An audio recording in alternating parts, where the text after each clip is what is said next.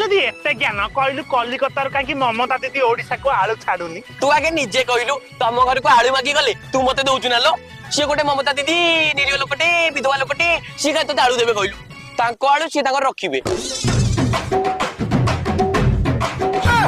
ଚୁପ ଗଦି କହିଲା ସାଧାରଣ ଜ୍ଞାନ ପାଇଁ ଖାଇକି ହଜମ କରିଦେଇଛି କାଗଜ ହଗୁଥିବୁ ନା। ଆଲୋ ବେଙ୍ଗ ପଶ୍ଚିମବଙ୍ଗରୁ କାହିଁକି ଆଳୁ ଆସିନି ଜାଣିଛୁ ନା ଲୋ? ଆମର ପା ତାକୁ ସାରୁ ଦେଲେନି। ସାରୁ ନଦବା ଫଳରେ ତାଙ୍କର ଗଲୁ ଦୋଷ ବାହାରିଛି। ଗଲୁ ମଲେ ସିନା ଆଳୁ ଦେବେ।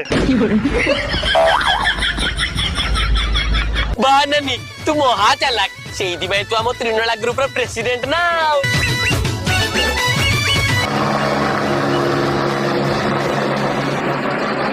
ହେଇଲୋ ବେଙ୍ଗ ଦେଖେ ଦେଖେ ଆମ ଓଡିଆ ଲୋକ ହେଲିକପ୍ଟରରେ ସାରୁ ନେଇକି ଗଲେଣି। ଏବେ ତାଙ୍କ ଗଲୁ ମରିବ ତାପରେ